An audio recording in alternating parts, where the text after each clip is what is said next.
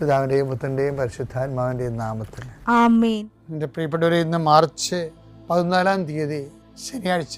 അമ്മേ പരിശുദ്ധ അമ്മേ, അമ്മേ പരിശുദ്ധ ദൈവമാതാവേ, കൃപാസനത്തിലൂടെ ഞങ്ങൾക്കും ഞങ്ങളുടെ ദേശത്തിനും അമ്മ മധ്യസ്ഥം തേടി തന്ന എല്ലാ അനുഗ്രഹങ്ങൾക്കും കൃപകൾക്കും ഞങ്ങളിപ്പോൾ ഹൃദയം നിറഞ്ഞ നന്ദി പറയുന്നു.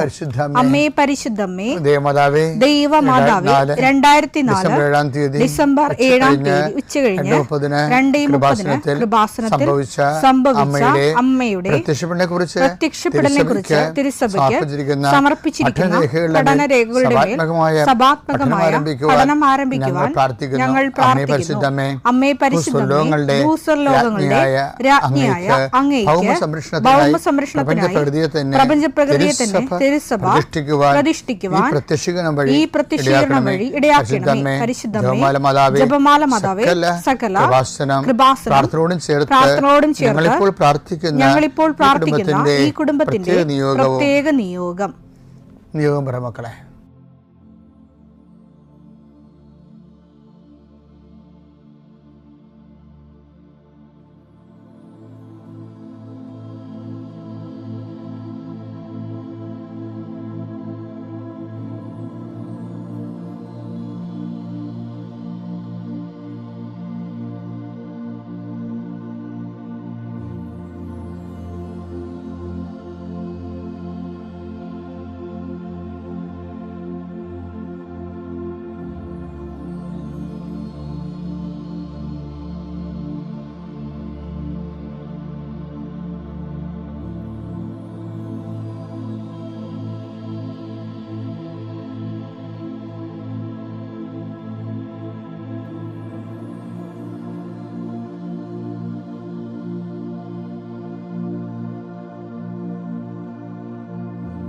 അമ്മയുടെ പ്രത്യക്ഷീകരണത്തിന്റെ ഈ അനുഗ്രഹവേളയിൽ ഞങ്ങൾക്ക് സാധിച്ചു തരുവാൻ കനിയണമേ. ആമേൻ. വിശ്വാസ പ്രമാണം.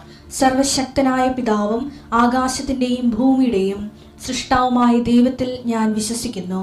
അവിടുത്തെ ഏകപുത്രനും ഞങ്ങളുടെ കർത്താവുമായ ഈശോ മിശിഹായിലും ഞാൻ വിശ്വസിക്കുന്നു.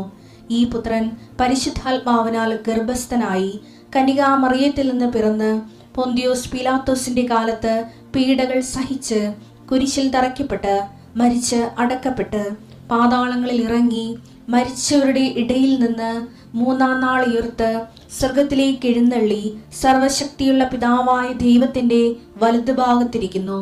അവിടെ നിന്ന് ജീവിക്കുന്നവരെയും മരിച്ചവരെയും വിധിക്കുവാൻ വരുമെന്നും ഞാൻ വിശ്വസിക്കുന്നു.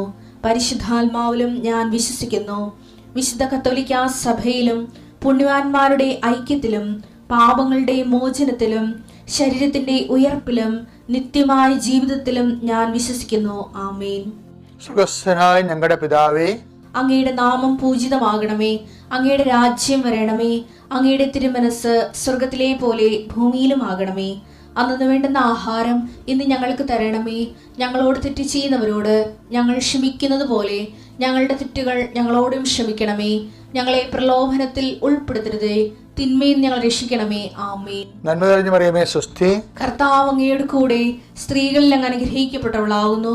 അങ്ങയുടെ ഉദരത്തിൻ ഫലമായി ഈശോ അനുഗ്രഹിക്കപ്പെട്ടവനാകുന്നു.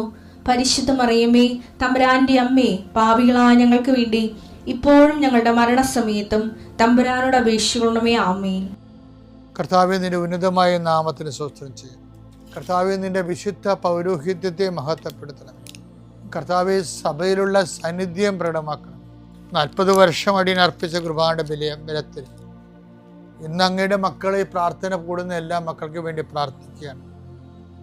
കർത്താവെ, മനസ്സ് വേദനിക്കുന്ന എല്ലാ വിഷയങ്ങളും, അവരുടെ മനസ്സ് വേദനിപ്പിക്കുന്ന എല്ലാ വ്യക്തികളും ഇപ്പോഴും ഈശോയുടെ നാമം നിർവീര്യമാകട്ടെ. കർത്താവെ, മനസ്സ് വിഷമിപ്പിക്കുന്ന സാഹചര്യങ്ങൾ, ചെയ്തെടുക്കേണ്ട ഉത്തരവാദിത്തങ്ങൾ, മറ്റുള്ളവർ നമ്മളെ പഴി പറയാൻ സാധ്യതയുള്ള എല്ലാ വിഷയത്തിൻ്റെ മേലും കർത്താവിൻ്റെ കരുണ ചൊരിയുകയും നിങ്ങളെ കർത്താവ് ഇന്ന് നിലനിർത്തി തരികയും ചെയ്യട്ടെ. നിങ്ങൾ പോകുന്ന വഴികൾ, കണ്ടുമുട്ടുന്ന വ്യക്തികൾ, ചെയ്യുന്ന കാര്യങ്ങൾ, യാത്ര ചെയ്യുന്ന വാഹനങ്ങൾ, ഒപ്പിടുന്ന പേപ്പറുകൾ, കൈമാറുന്ന രേഖകൾ, കഴിക്കുന്ന മരുന്ന് എല്ലാം മാതാവിൻ്റെ മധ്യസ്ഥതയിൽ യേശുനാമത്തിൽ അനുഗ്രഹിക്കപ്പെടുകയും നീ ദൈവത്തെ അനുഭവിക്കാൻ ഇന്ന് നിന്നെ സഹായിക്കുകയും ചെയ്യട്ടെ. നിത്യം പിതാവും പുത്രനും പരിശുദ്ധാത്മാശ്രേഷ്ഠ നീക്കുവാണ്. എൻ്റെ പ്രിയപ്പെട്ടവരെ, ചില സമയത്ത് നമ്മുടെ ജീവിതത്തിൽ ഒരു തീരുമാനം എടുക്കാൻ പറ്റാതെ വരും.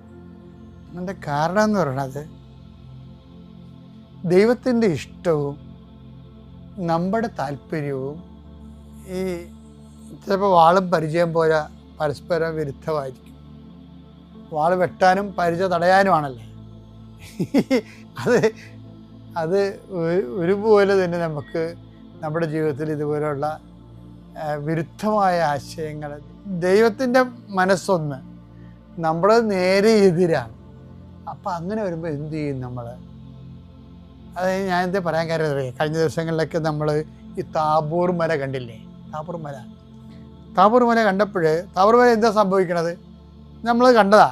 എന്നാൽ ഞാൻ ജസ്റ്റ് ഓർപ്പിക്കുക. കർത്താവ് താബോർ മലയിൽ വന്നപ്പോൾ യാക്കോബ് യോഹന്നാൻ പത്രോസിനെ കൂട്ടിക്കൊണ്ട് മുകളിൽ പോയി. കർത്താവ് പ്രാർത്ഥിക്കുമ്പോൾ അവൻ രൂപാന്തരപ്പെട്ടു. ദൈവിക രൂപം, യഥാർത്ഥ ദൈവിക രൂപം അപ്പോസ്തലന്മാർ കണ്ടു. അപ്പോസ്തലന്മാർ പറഞ്ഞെന്താണ്? അവർ പരിഭ്രമിച്ചു പോയി, വിസ്മയിച്ചു പോയി പറഞ്ഞു, ഞങ്ങൾ 17:4 പത്രോസ് യേശുവിനോട് പറഞ്ഞു, കർത്താവേ നാം ഇവിടെ ആയിരിക്കുന്നത് നല്ലതാണ്. നല്ലത്. നിനക്ക് സമ്മതമാണെങ്കിൽ ഞങ്ങളിവിടെ 3 കൂടാരങ്ങൾ ഉണ്ടാക്കാം. ഒന്ന് നിനക്ക്, ഒന്ന് മോശയ്ക്ക്, ഒന്ന് ഏലിയാവിന്. എന്ത് പറയാനാണിത്? കാര്യം എന്താ പ്രശ്നം? ഇതൊന്നും കേൾക്കാനുള്ള മാനസികാവസ്ഥയിലല്ല. സ്വന്തം കൂടാരം തന്നെ, ഭൂമിയിലെ കൂടാരം പൊളിക്കാനാണ് മുകളിൽ നിന്ന് ഓർഡർ വന്നിരിക്കുന്നത്. അത് ഇവർക്ക് അറിയത്തില്ലല്ലേ. കർത്താവിൻ്റെ ഭൂമിയിലെ കൂടാരം പൊളിച്ച് നീക്കപ്പെടാൻ പോവുകയാണ്. അതിൻ്റെ ഓർഡറാണ് മുകളിൽ നിന്ന് വന്നിരിക്കുന്നത്. മോശെ ഏലിയായി അവനോട് പറഞ്ഞു, കൂടാരം പൊളിക്കാൻ സമയമായി കേട്ടാന്ന് പറഞ്ഞു. അതറിയണമെങ്കിലേ നിങ്ങൾ ആ 9:30 വായിക്കണം. ഈ താബോറിൻ്റെ സംഭവത്തെക്കുറിച്ച് റിപ്പോർട്ട് ചെയ്യുമ്പോൾ ലൂക്കാത് കാര്യം പറയുന്നുണ്ട്. 9:30-31 വായിച്ചു ലൂക്കായുടെ സുവിശേഷം. അപ്പോൾ രണ്ടുപേർ മോശയും ഏലിയായും അവനോട് സംസാരിച്ചു കൊണ്ടിരുന്നു. അവർ മഹത്വത്തോടെ കാണപ്പെട്ടു. എന്താണ് സംസാരിച്ചത് നോക്കിയേ? അവർ മഹത്വത്തോടെ കാണപ്പെട്ട. അടുത്ത് തന്നെ ജെറുസലേമിൽ പൂർത്തിയാകേണ്ട അവന്റെ കടന്നുപോകലിനെ കുറിച്ചാണ്, അവന്റെ മരണത്തെ കുറിച്ചാണ് സംസാരിച്ചത്. അപ്പൊ മനസ്സിലായില്ലേ? അവന്റെ കൂടാരം ഭൂമിയിൽ നിന്ന് പൊളിച്ചു മാറ്റപ്പെടുന്നതിനെ കുറിച്ചാണ് സംസാരിച്ചത്. അവന്റെ മരണത്തെക്കുറിച്ച് സംസാരിക്കുന്നതിന് ബൈബിൾ ഉപയോഗിക്കുന്ന വാക്കാണ് കൂടാരം എന്ന്. കാര്യം അവരുടെ ജീവിതമായിരുന്നല്ല. അതിന്റെ പശ്ചാത്തലത്തിൽ ഒരു മനുഷ്യൻ മരിക്കുമ്പോൾ അവൻ്റെ കൂടാരം പൊളിക്കുന്നു എന്നുള്ള സ്വയം അറിയണമെങ്കിലേ ഈ ഐസയ 38:12 വായിച്ച്. ആട്ടിടയന്റെ കൂടാരം പോലെ എന്റെ ഭവനം എന്നിൽ നിന്ന് പറിച്ചു മാറ്റിയിരിക്കുന്നു. ഈശോയുടെ ഭവനം, ഈശോയുടെ ഭൂമിയിലെ ജീവിതം പറിച്ചു മാറ്റുന്നു. നെയ്ത്തുകാരനെ പോലെ എന്റെ ജീവിതം ഞാൻ ചുരുട്ടിയിരിക്കുന്നു. എല്ലാം അവസാനിപ്പിക്കുന്നു. നെയ്ത്ത് അവസാനിപ്പിച്ച് ചുരുട്ടുകയാണ്. തറയിൽ നിന്ന് അവിടുന്ന് എന്നെ മുറിച്ചു നീക്കി. പകലും രാത്രിയും മുറിച്ചു നീക്കി. എന്നുവെച്ചാൽ വിഷയം എന്ന് വെച്ച് കഴിഞ്ഞാല് ആ ഒരു മാനസികാവസ്ഥയിലാണ് ഈശോ ഇറങ്ങി വരണത്. ഈശോ താബോറിലുള്ളത്. ഈശോയുടെ കൂടാരം തന്നെ ഈശോയ്ക്ക് പിതാവിൻ്റെ പക്കലേക്ക് പോകാൻ സമയമായി. കർത്താവിൻ്റെ ഭൂമിയിലെ കൂടാരം പൊളിച്ചു മാറ്റപ്പെടുകയും പാവ് വിച്ഛേദിക്കപ്പെടുകയും ചെയ്യുന്നു. ആ സമയത്താണ് ഇവിടെ കുറേ അണ്ണന്മാർ പറയണത്, ഞങ്ങൾ 3 കൂടാരം ഇവിടെ ഉണ്ടാക്കാമെന്ന്. അപ്പോൾ മനുഷ്യൻ്റെ ആഗ്രഹവും ദൈവിക നിയോഗവും തമ്മിൽ ശരിക്കും അങ്ങ് കയറി കടിക്കുന്നുണ്ട്. നടക്കത്തില്ല, വിരുദ്ധമായിപ്പോയി. അങ്ങനെ വിരുദ്ധമായി കഴിഞ്ഞാൽ എന്ത് ചെയ്യും? നമ്മുടെ ദൈവത്തിൻ്റെ ഇഷ്ടം ഒന്ന്, നമ്മളുടെ ഇഷ്ടം വേറെ ഒന്ന്. അങ്ങനെ എപ്പോഴും സംഭവിക്കും. ഞാൻ ഇന്നലെ ഒരു മരിപ്പിന് പോയി. 41 വയസ്സേ ഉള്ളു. പണ്ട് അവൻ്റെ കുഞ്ഞുനാളിലൊക്കെ എൻ്റെ അടുത്ത് പ്രാർത്ഥിക്കാൻ വന്നായിരുന്നു. പെട്ടെന്ന് അറ്റാക്ക് വന്ന് മരിച്ചു. അവൻ്റെ അപ്പനാണെങ്കിൽ അവിടെ നിന്നിട്ട് അവൻ്റെ അപ്പനാണ് ഭയങ്കര സങ്കടം. അദ്ദേഹം ഇങ്ങനെ ദുഃഖം കടിച്ച് അമർത്താൻ പറ്റാതെ ഇങ്ങനെ ആംഗ്യമൊക്കെ കാണിച്ചുകൊണ്ടിരിക്കുകയാണ്, ചൂണ്ടിക്കാണിക്കണം. എന്ത് പറ്റി, തന്നെത്താൻ തന്നെ ചോദിക്കണേ. വല്ലാത്തൊരു സീനായിപ്പോയി. ഞാൻ പിന്നെ അദ്ദേഹത്തെ പോയി സാന്ത്വനപ്പെടുത്തി. എന്നാലും അദ്ദേഹത്തിന് വയസ്സുണ്ട്, ഈ 40 വയസ്സിലെ മകൻ്റെ മരണം എങ്ങനെ സഹിക്കാം? അപ്പം ദൈവഹിതം ഒന്ന് വരുമ്പോൾ നമ്മുടെ ഇഷ്ടം വേറെ ആയിട്ട് തമ്മിലും ഒക്കെ പൊരുത്തപ്പെടുത്തില്ല. അപ്പം അങ്ങനെ പൊരുത്തപ്പെടാതെ ജീവിതത്തിൽ വരും. അങ്ങനെ പൊരുത്തപ്പെടാതെ വരുമ്പോൾ നമ്മൾ എന്ത് ചെയ്യും? അത് ഈശോയ്ക്ക് സംഭവിച്ചത് അത് തന്നെയാണ്. പിതാവിൻ്റെ ഇഷ്ടം ഒന്ന്, ഈശോയുടെ ഇഷ്ടം ഒന്ന്. സാധ്യമെങ്കിൽ ഈ പാനപാത്രം എന്നെ കടന്നു പോട്ടെന്ന് ഈശോ പ്രാർത്ഥിക്കണില്ല. ജീവിതത്തിൽ മൊത്തം ഇതുണ്ട്, ഈ പാരഡോക്സ് ഉണ്ട്. ദൈവകൽപ്പന ഒന്ന്, ദൈവത്തിൻ്റെ ഇഷ്ടം ഒന്ന്, നമ്മുടെ ഇഷ്ടം നേരെ മറ്റൊന്ന്. അപ്പം നമ്മൾ എന്ത് ചെയ്യും? അവൻ എന്ത് ചെയ്യും എന്നുള്ളതിനെക്കുറിച്ച് ഉടനെ നിത്യപിതാവിൻ്റെ സ്വരമുണ്ട്. എന്താണ് ഈ അപ്പം പറയണത്? Matthew 17:5.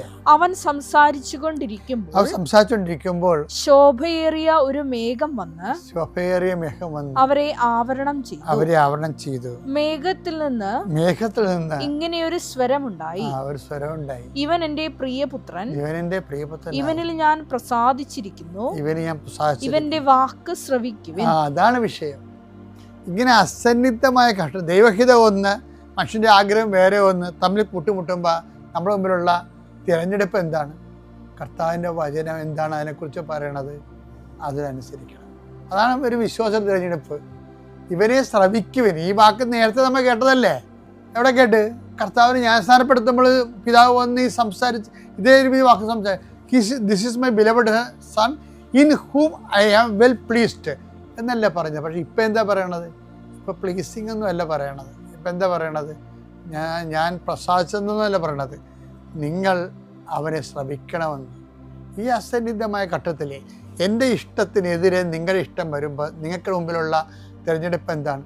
ഈശോയെ ശ്രമിക്കണതാണ്. ഈശോ പറഞ്ഞ ആ മേഖലയിൽ ഈശോയുടെ വചനം എന്താണ്? അപ്പം നമ്മൾ സിമ്പിളല്ലേ? വിശ്വാസിയുടെ വെളിച്ചമാണ് വചനം എന്ന് പറഞ്ഞതിൻ്റെ കാരണം അതാണ്. അപ്പോൾ നമ്മുടെ ജീവിതത്തിൽ എന്തെങ്കിലും ഒരു വിരുദ്ധമായ ദൈവിക ഇഷ്ടം വന്നാൽ, നമ്മുടെ ഇഷ്ടത്തിനെതിരെ ഒരു ദൈവ ഇഷ്ടമായിട്ട് വേറെ ഒരു നിയോഗം വന്നാൽ, പിന്നെ നമ്മുടെ മുമ്പിലുള്ള തിരഞ്ഞെടുപ്പ് എന്താ? നമ്മുടെ ഇഷ്ടമല്ല, കർത്താവിൻ്റെ വചനമാണ് പാലിക്കേണ്ടത്. അങ്ങനെ പാലിക്കാൻ നിങ്ങൾക്ക് ദൈവം അനുഗ്രഹം തരട്ടെ. പിതാവിൻ്റെയും പുത്രൻ്റെയും പരിശുദ്ധാത്മാവിൻ്റെയും നാമം.